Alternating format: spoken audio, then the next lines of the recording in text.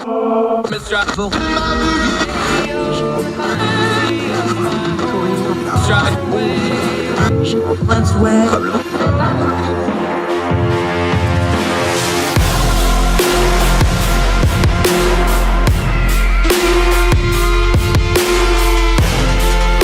host, Andrew Donaldson. This is Heard Tell. Welcome back to Heard Tell. Okay, new face. Love getting new contributors on, but he's from an old group of friends. He's a Young Voices contributor. He's up in Michigan at the University of Michigan at Ann Arbor, although for the purposes of this conversation, we will not hold that against him because it ain't his fault that Rich Rod went up there. Kareem Rafai, how are you, my friend? Thank you so much for joining the program. I'm good. How are you? Thank you so much for having me. I'm good. I wish we didn't have to talk about this kind of a topic, but we do because it's the kind of world we live in. You're writing in the Detroit News about it. I want to preface it with this because you've already wrote this piece a few days ago. Just in the few days since you read it, it's all over the news. Protests, dissidents, crackdowns on protests, how authoritative regimes like China, like Vladimir Putin, like others, are extending their reach into Western nations to try to cut down on dissent. This is something, obviously, you probably started researching this a week or two ago. This is something that's going to accelerate in the coming weeks, I think. Is that how it feels to you too? For certain, yeah. And like I say in the piece, we're all aware that these regimes crack down on dissent within their own borders.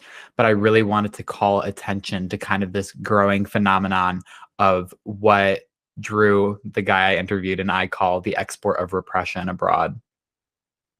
That's a great term. You should trademark that real quick or maybe get the domain name for it because that's exactly what they're doing. We throw around terms like colonialism and imperialism, but then when you look at China, well, they're being imperialistic about things, but they're being imperialistic about repression and about controlling speech and narratives and things like this. That's part of what you're getting at here in the bigger picture before we get into the specifics of this piece. In the modern world with modern technology, they have to fight with information. They're trying to sequester free speech. That's nothing new in history, but it's very different in the modern age. And they're not just content to do it in their own countries. They're going worldwide with it. Absolutely. What's the first thing you hit on when you went to look at this? I want you to tell us the story because I think things like this, we get a little buzzwordy on them sometimes. Of course, the old thing about, a million people is a statistic, one man's a tragedy. You highlight this guy in England, and he was protesting, and he got snatched up. But it's also indicative of this tactic that's been used. Tell us the story of this guy and why you started out with it to bring attention to this issue. For sure.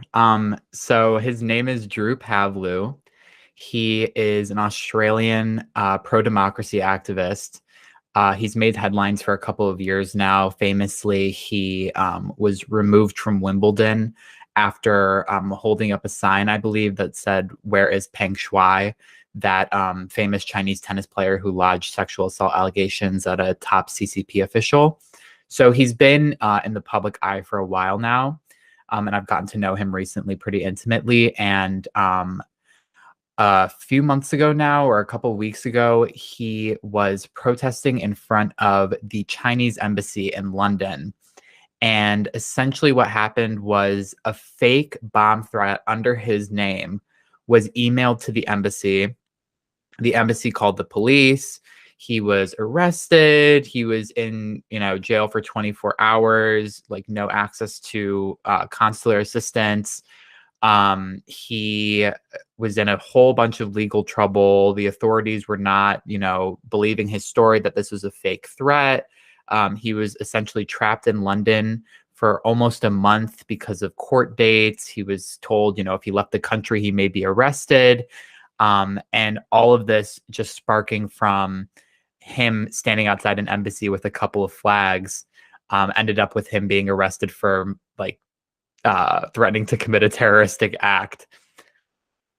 And the thing about this is, and as you detailed it, the reason we know this was probably a setup is because the Chinese officials, the CCP and their intelligence and their security apparatus, they've targeted him before. So the fact that he was just standing out there, they knew well and good who this guy was, and they made sure it was a very specific, oh, this is the guy that did that, right?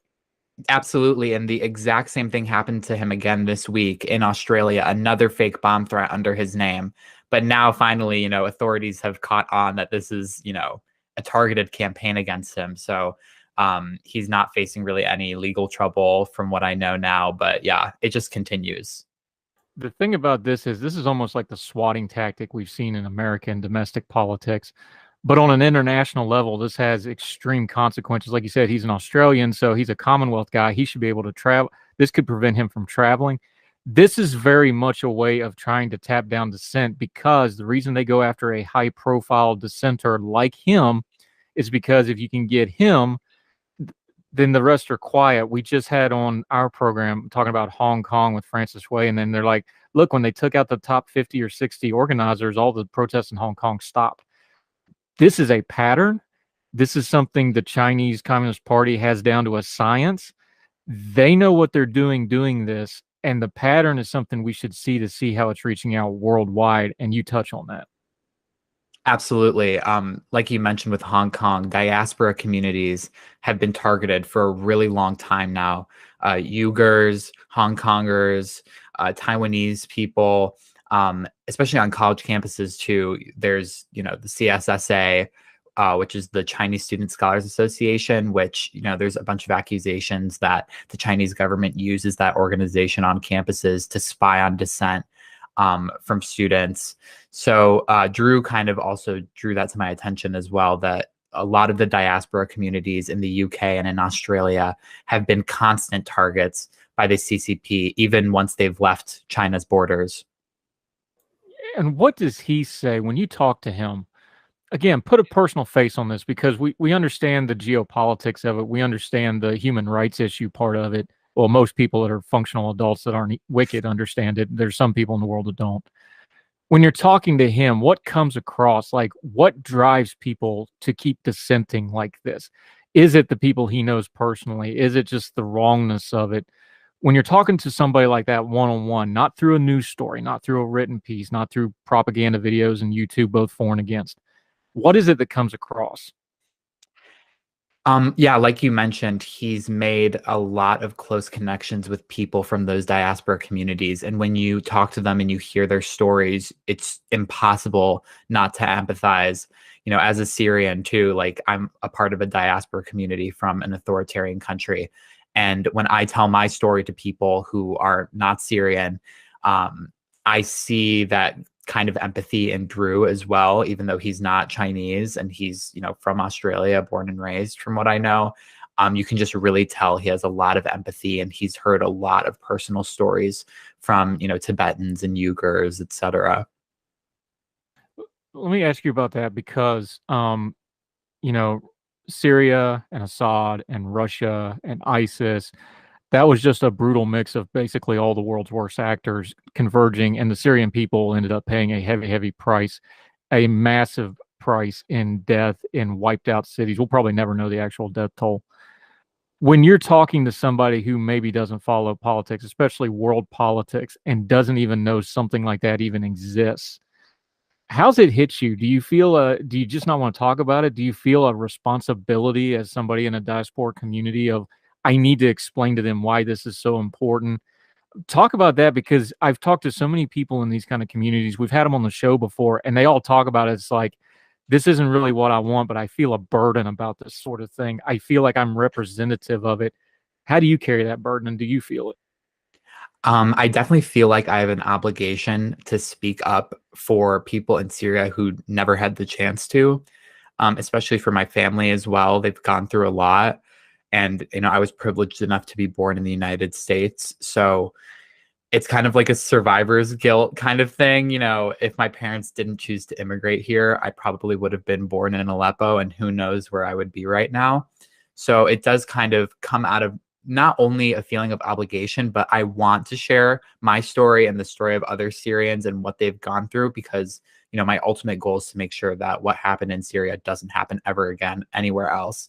And that's why I have a lot of empathy, for these diaspora communities from China and from Taiwan and from Hong Kong, because, their plight it's different, but it's similar. This, reverberating effect of authoritarianism. Even when you're diaspora, it still affects you every single day. So Yeah, and what you're saying about survivor's guilt is the same thing a lot of those people have said when we've interviewed them and talked to them, or even talked to them offline, just prepping. Obviously, Syria is a terrible thing. When you see that's kind of the end game of it, though, where you just have leveled, literally, you talk about Aleppo, like just rubble for most of it, unfortunately.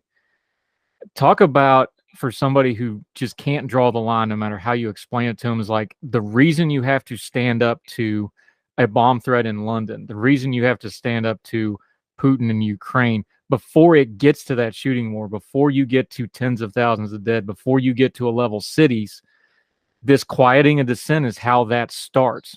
You draw that straight line in your advocacy. You've done it on your Twitter account. You do it in this piece. But just explain to people that's why this is so important, because that is how, that crushing of dissent is what leads to those level cities every single time.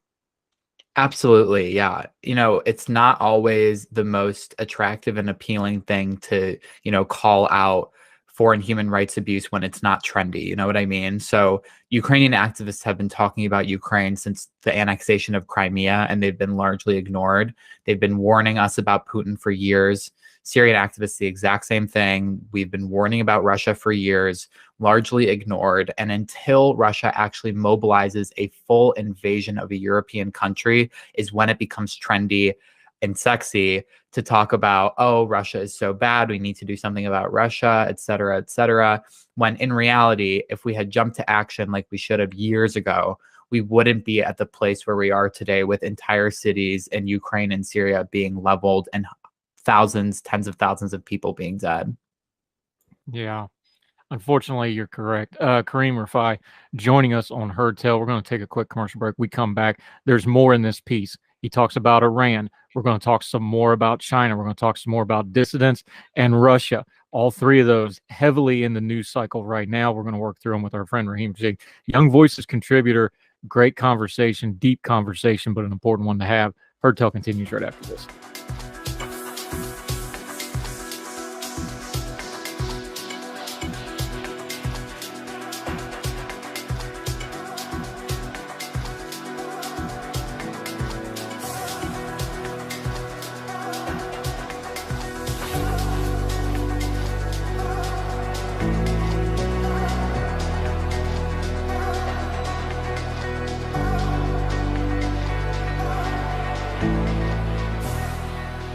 Welcome back to Heard Tell, continuing our conversation with Kareem Rafai. He's up in Michigan right now, but he's talking about dissent, talking about authoritarianism, talking about protesting them and the very real cost that protest can have.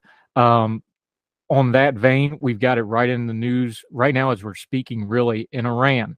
We have massive protests, the death of a woman at the hands of the morality police, they call it. She died in custody, and especially the women and others are protesting back. They're getting killed in the streets for it. We've seen this before in 2019. We've seen it before other times in Iran, where they'll do this really brutal crackdown.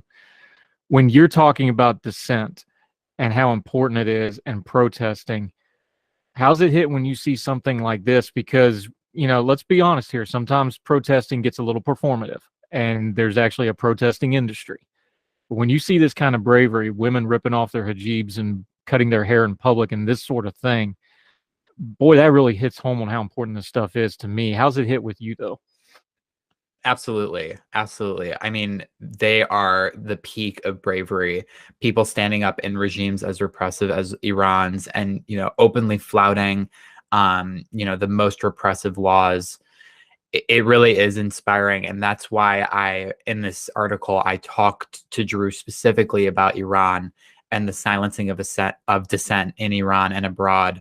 And the case of Masih Alinejad, who is a Iranian women's rights activist here in the U.S., who faced not even her first assassination attempt a couple of weeks ago. Yeah, I mean, it really has come full circle that, just a couple of weeks after the assassination attempt of Masih Alinejad and also Salman Rushdie, that we have these mass protests in Tehran. compare and contrast those two because hers you heard almost nothing about. And I watch a lot of news and I heard nothing about it. Rushdie obviously got international headlines. Of course, he's been under a Fatah for 40 years now. So that one got a lot of headlines.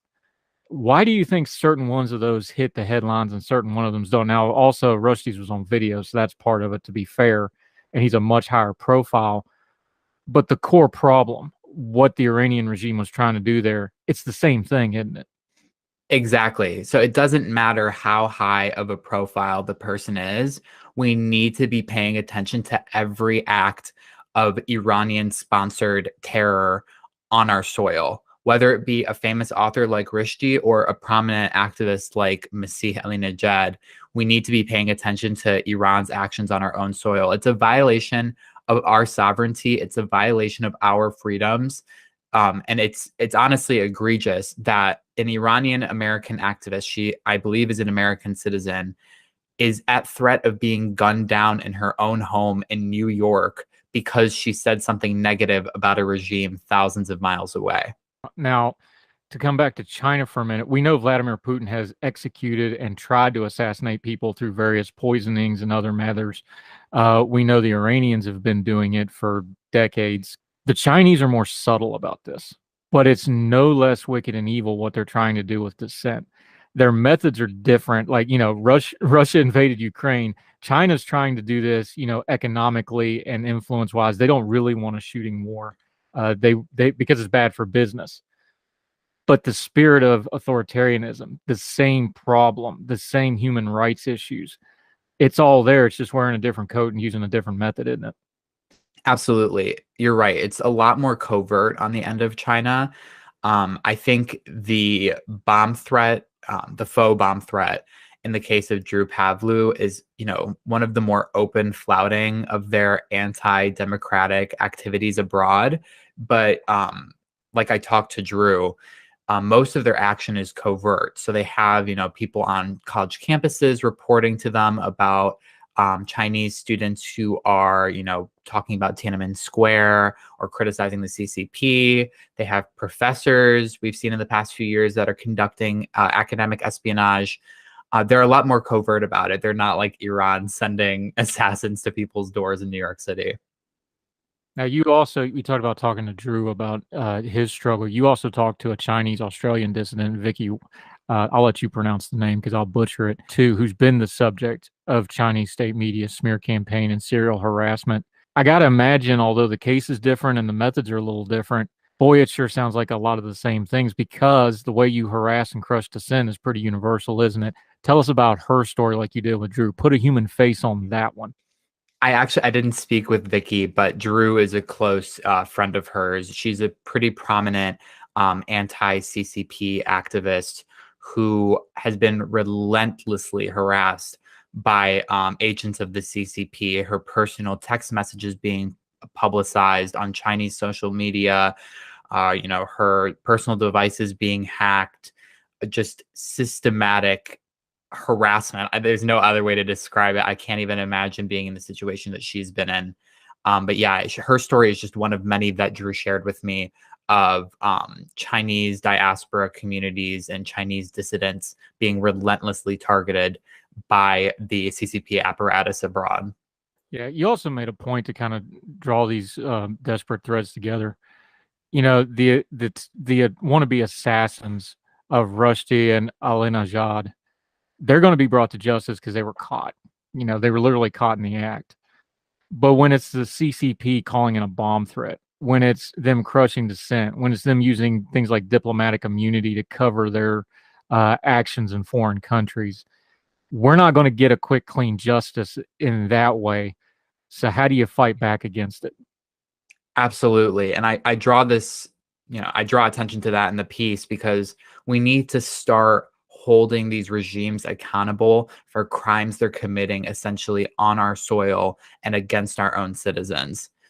It's not enough to just prosecute their agents. We also need to start holding the governments that are the ones funding and sending these people out to harass American and Western citizens.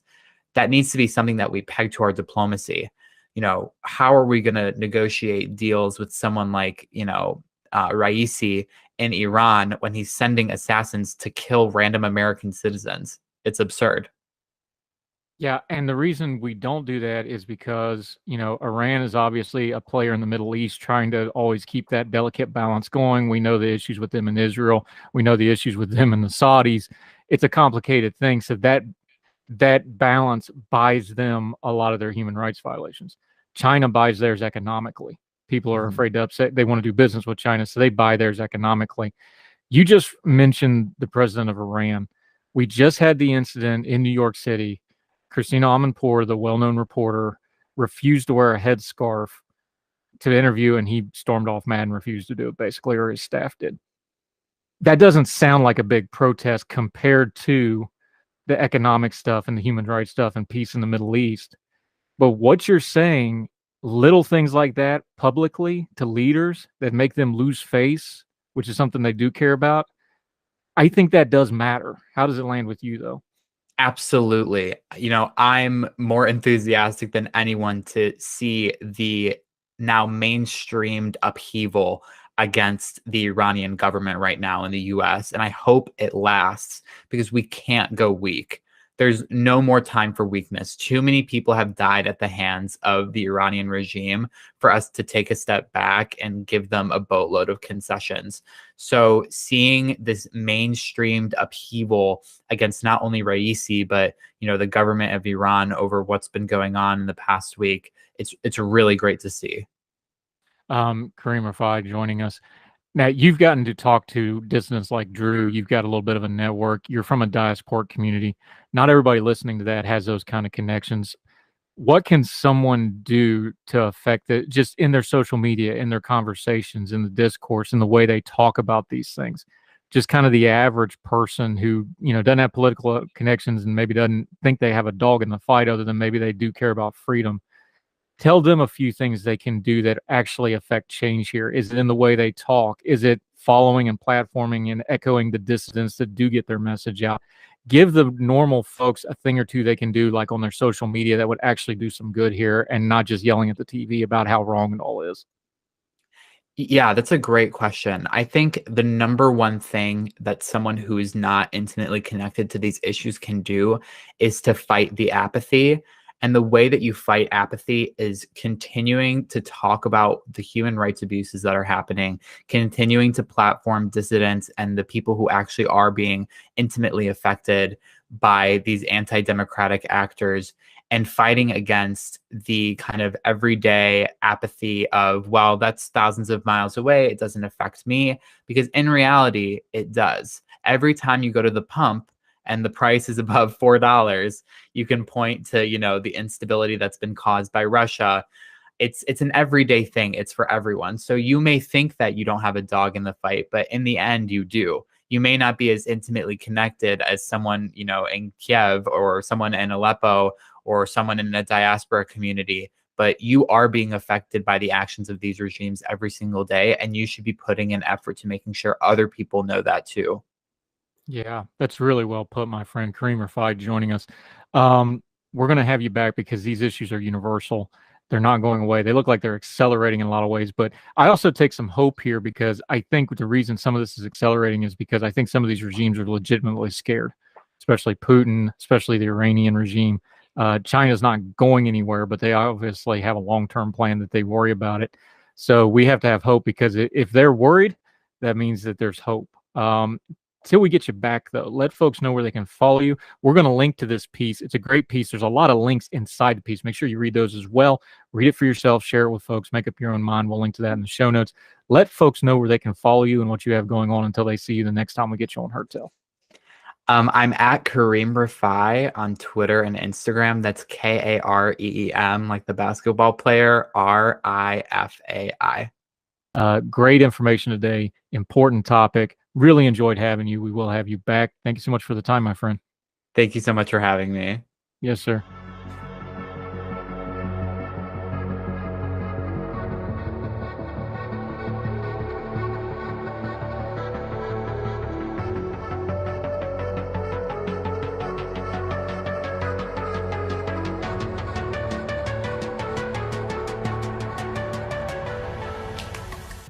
We might have heard tell.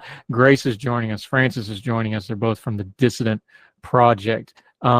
Grace, real quick, we just heard her, more of her story and what's going on in Hong Kong. It's not just Hong Kong. We have multiple people in the Dissident Project from all over different parts of the world.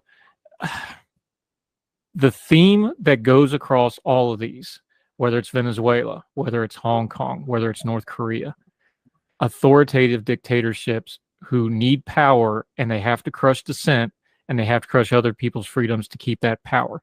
This is universal through human history. It's always going to be this way throughout human history, I think. How do you tell that part of the story that, hey, this isn't just some ideological term we throw around on social media? This is a part of the human experience for as long as we have recorded human history. And it's happening right now to real life people that through technology you can talk to, like Francis.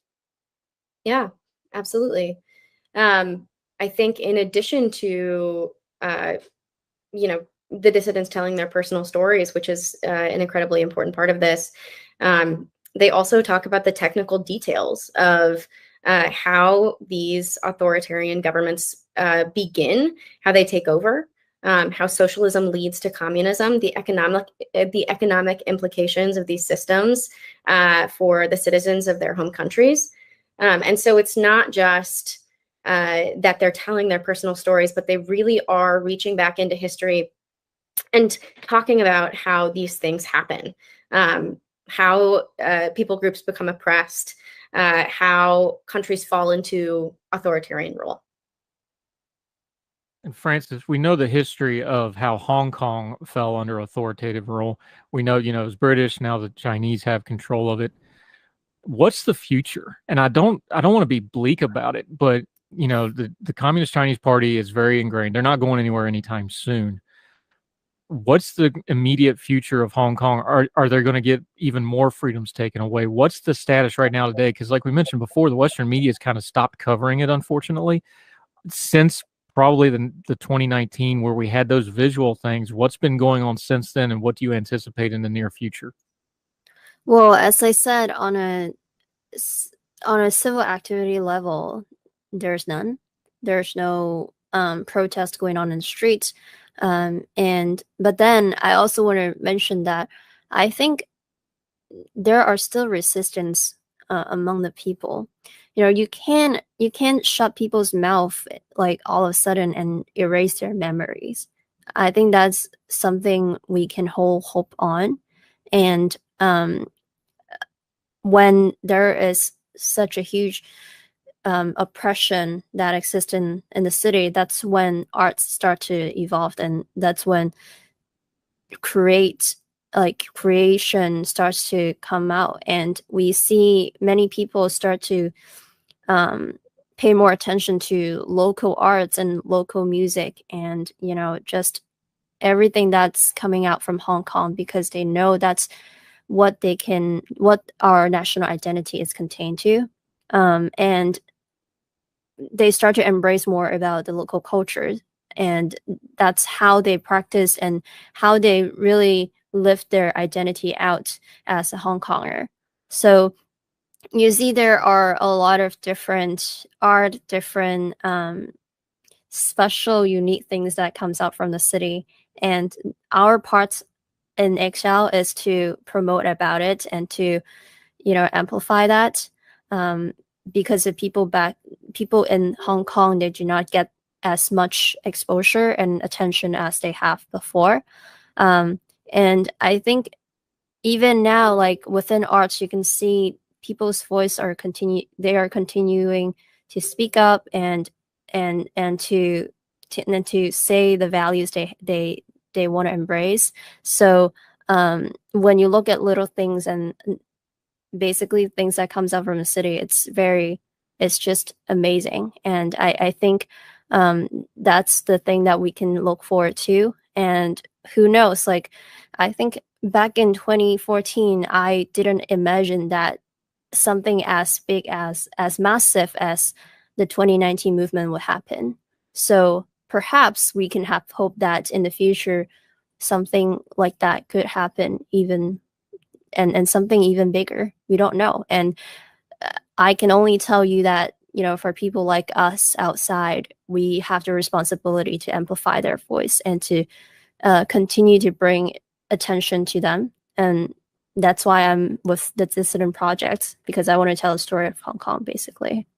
Are you aware of that as you do your advocacy? And I know we're talking with Grace, the way you've built the Dissident Project, it's going to be very online. It's very multimedia. It's multi-platform, we call it, on purpose. Are you cognizant of that? It's like you don't really know what's going to break through, not just to Hong Kong, but the Chinese people themselves. I know they keep a real tight lock on the technology, but you never know what might get through.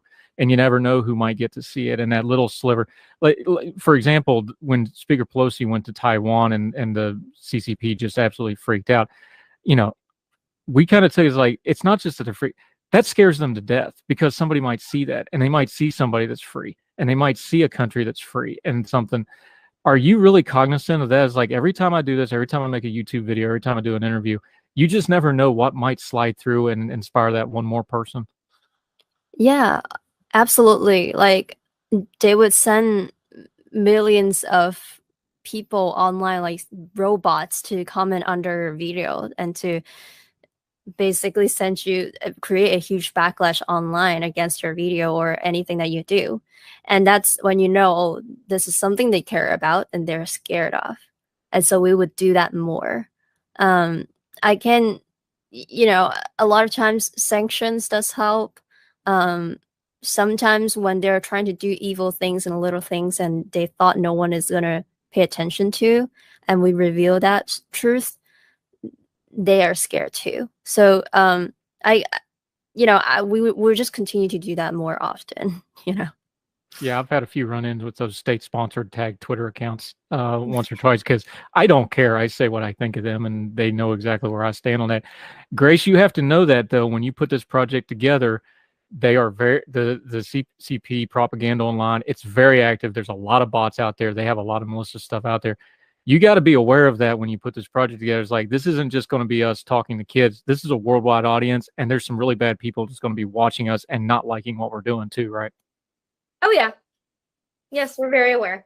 And I think being strategic with our language has been really important for us, not only as we consider those different factors, which are huge, and the safety of our dissidents, which is huge, but also reaching as many people as possible, right? We want to reach people in the movable middle.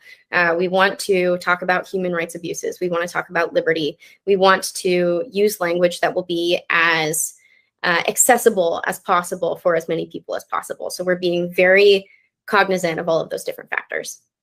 Yeah, it's a tough road to hoe because you want to say certain things to people that are just that out and out wicked, but at the same time, you got to understand there's another audience. So God bless you for walking that hard line.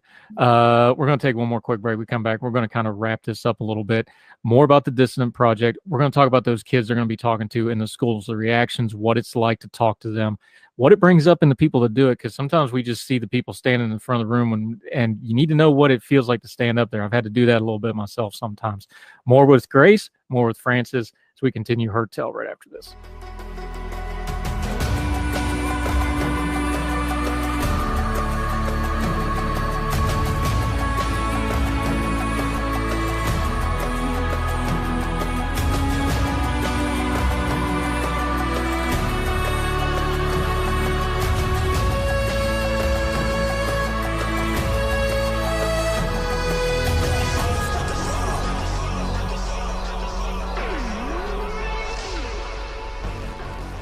Welcome back to Heard Tell, talking to our good friends Grace and Francis, the Dissident Project.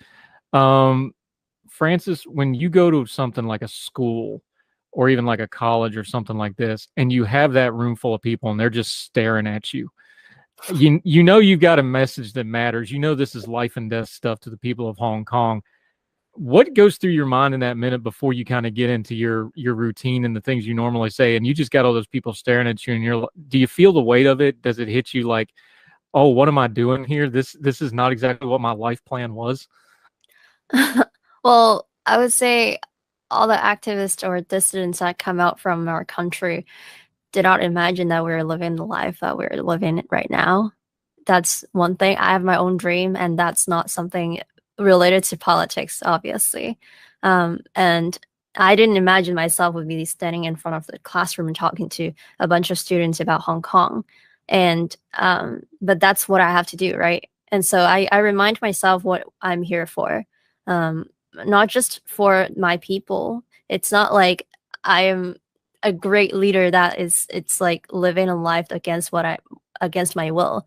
It's really for myself and for people I care. And I have family and friends back home in Hong Kong, and those are the people that keep me fighting till now. So I just remind myself, like, this is what I'm here for, and I'm gonna do great. And if they're gonna stare at me continually, then I would be, I would just tell them, let's put yourself in my shoes and think about what it would be like to live a life that without freedom, a life that you would scare to death that one day the police are gonna knock on your door and take your parents away. That's it, and that's the life that many dissidents are living in, and people living under communist rule are facing. So once you tell that kind of scenario and that kind of story, you're going to capture their attention. Yeah. I hate to correct guess. I rarely do it, but you're wrong, by the way. You are a great leader. Just so you know, and somebody tells you publicly. Great.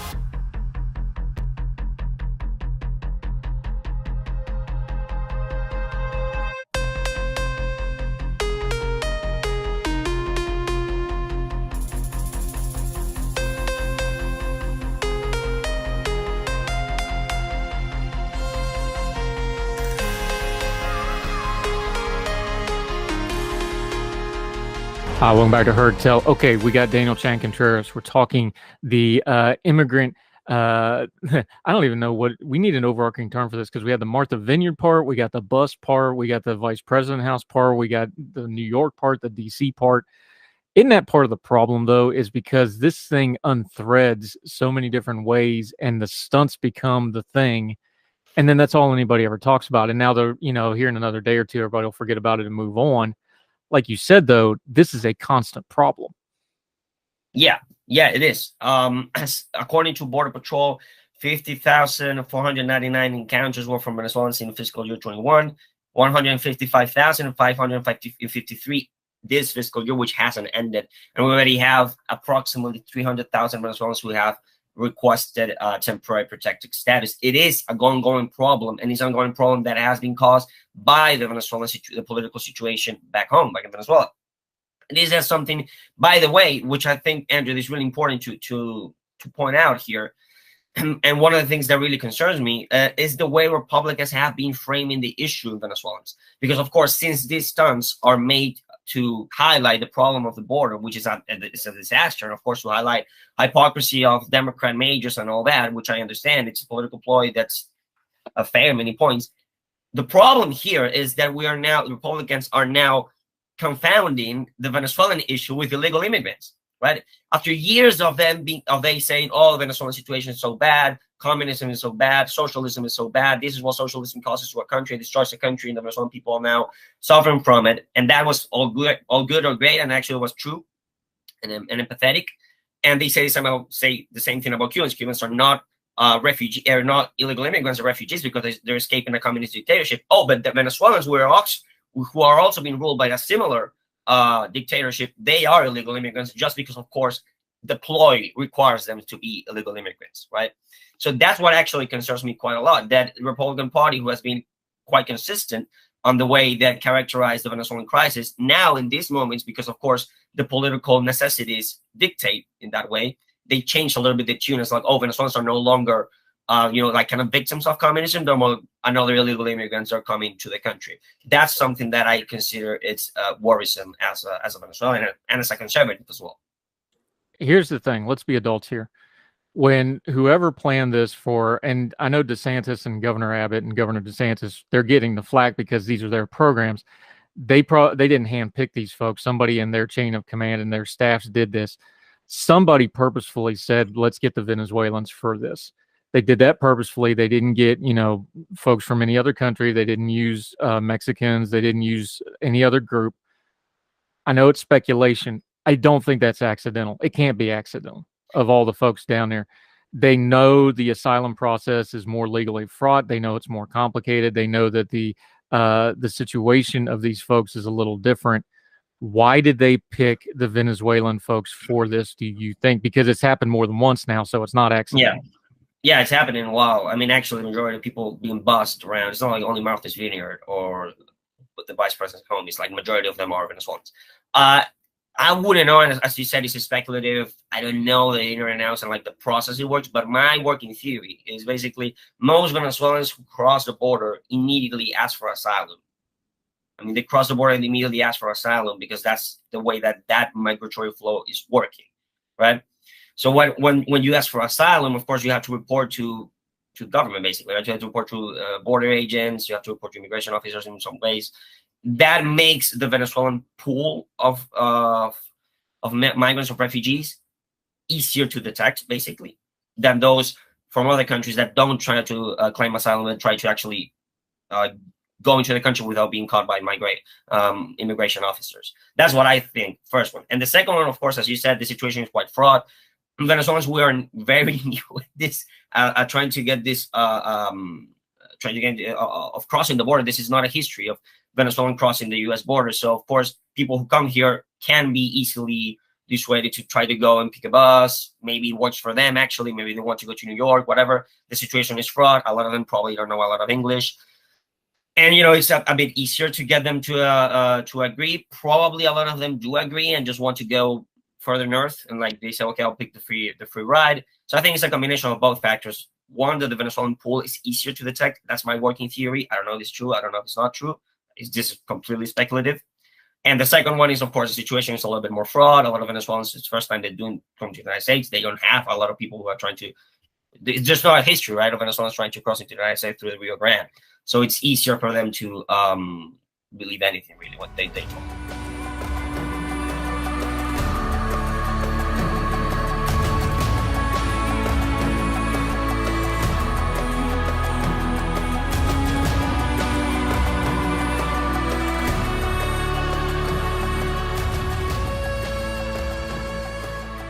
The sad truth of this, Daniel Chan Contreras joining us. The sad truth of this is I think everybody got what they wanted out of this episode, the Martha's Vineyard episode. This Governor DeSantis, he got his national pub. The anti-immigration folks got to throw a big fit. The pro-immigration fans got to say, oh, look how well we treated these people before we, shipped them off to Cape Cod, which, by the way, that's been a refugee place for years and years and years. That's exactly where you put somebody like that. So that was all noise too, by the way. What do we do now? Because everybody got what they wanted out of this story, this is going to happen again. They're going to keep doing this. Everybody, both sides. They're going to keep doing this because everybody got what they wanted out of it. So what do we do next time? Because there's going to be a next time. Well, that's something that really concerns me, is the fact that it will continue happening. Venezuelans are now part of the American political game, sometimes very political toxic game between Democrats and Republicans, and there will not be a policy. And that's something that I said in Twitter thread. It was in Spanish, but I'll try to translate it. The fact that this Martha's Vineyard episode, beside the hypocrisies of both parties and all that, shows that there is a lack of policy, a lack of coherent policy by the United States government to attend the biggest humanitarian crisis in the Western Hemisphere, and it will continue going on this way. You will see more buses being shipped to Washington, to New York, to other blue cities. Blue cities will, do a photo up and say we treated them well and they shipped them off. But the reality is that Venezuelans will still be the victims after this. I mean, the consequences of this is that Venezuelan asylum seekers there's not a policy to take care of the Venezuelan refugee problem. And now that it's become politicized, there's even less chances for there to be a coherent policy response to the Venezuelan refugee crisis. A crisis that, and I really want to point this out again and again and again and again, is not a unique American situation. It has been going on in the entire continent for years. 6.8 million people in the last 4 to 5 years. That's a quarter of the population. That's like 80 to 90 million Americans left in 4 years. That's the situation. That's it is almost at the same size as the Ukrainian and Syrian refugee crisis without a war. That's the size of the problem we're talking about. America's only get the little bit of it 4 years later, and it caught the American government and the political establishment off guard. Yeah. To put a bow on this, you tweeted about this extensively. I'm going to paraphrase and condense this because this Twitter thread was in Spanish and a lot of us don't habla. So you tell me if I'm wrong on any of this, but I'm going to try to paraphrase some of what you were getting to. And basically what you started driving at, because you started getting pushback on Twitter and you started responding to it. A lot of the same tropes we hear about the southern border is like, oh, well, Venezuelans, they're just sending us, they're emptying their prisons and sending us all their bad folks. And then you went, and this one really hit me because I think you're right. I think this is going to happen. I'm going to quote you here, and this is the Google Translate. So if it's a little off, you tell me. But it said, in 2 years, you're going to see Republicans. And again, they've always said these are communist refugees. We need to help these people. What's going on in Venezuela? Correctly, what's going on in Venezuela is a humanitarian tragedy. This was one of the richest nations in the world through natural resources and other ways, and they completely wrecked the economy in basically 1 decade. You said several Republicans, you're going to start seeing them say, well, Venezuela isn't really that bad, that it's been fixed. Why not just make them all go back? I'm afraid you're right, but I'm afraid you're right because we're starting to hear that about Cuba. We've started to hear that about other places that legal immigrants even come to. There's this real hardcore wing, and it's always been there. You can go back to the 1880s and see the exact same propaganda of, well, you're native born or you need to go back. That kind of garbage. I think you're right because we've seen this over and over again all throughout American history where you have this and again, I'm not talking about illegal immigration, which is a problem that needs to be dealt with. Legal immigration, asylum seekers, refugees that we probably should be doing some kind of accommodation for. I think you're right to say that. What are you watching for in the next, like we said, they're going to keep doing these events. What are you watching for in the next few years that are going to be warning signs that the tide like that is turning? Well, I think one of the most important things to note will be the way and the narrative that turns that Republican and conservative media outlets use to describe the Venezuelan situation, right? Until now, until a couple months, it was always, Venezuela was used as a talking point for campaign speech saying, this is what socialism does. It's really bad. People are fleeing for their lives or escaping a communist regime, which is all true. But if that tone, when they talk about Venezuela, changes from this is an example of what socialism can do to, oh, look, this is another example of what Biden failed immigration policy has done. And they're bringing criminals and all that. There's this Breitbart report that came out talking about that, which I think is really inconsistent and flimsy. If this is the new talking point when they talk about Venezuela, just the migratory issue, and completely forget the root cause of the problem, which is communism, socialism. If that's going on, then I'm afraid the Republican talking points and the Republican rhetoric on Venezuela will change drastically, and will go on, and they will just simply lump it in as if it was another immigration problem of, like, I don't know, Mexico and El Salvador or Guatemala or whatever. Yeah, and this is a problem whether it's immigration, education, spending, whatever. When you start lumping things into buzzwords, you don't get any kind of good policy out of that because these things are complicated and you got to turn the noise down. That's why I have people like you on, my friend Daniel Chan Contreras, joining us. Till we get you back, I'm going to have you back because we're going to keep talking about this. This is going to continue to be an issue, unfortunately, for the Venezuelan people. Let folks know where they can follow you, what you got going on. We got your social media up on the screen. Let folks know what you got going on until they see you on Heard Tell again, my friend. Yeah, you guys can follow me on Twitter. I usually post my thoughts over there, both in Spanish and English, and also write for El American, which is a conservative media outlet aimed at Hispanics. I occasionally write there, so anything that I post, I'll post it over there. Great job, buddy. Good information. Love talking. Good time. We'll do it again real soon, sir. Thank you so much for the time. Thank you, Andrew. Thank you very much. Yes, sir. All the music on Heard Tell is provided under a Creative Content license from monstercat.com.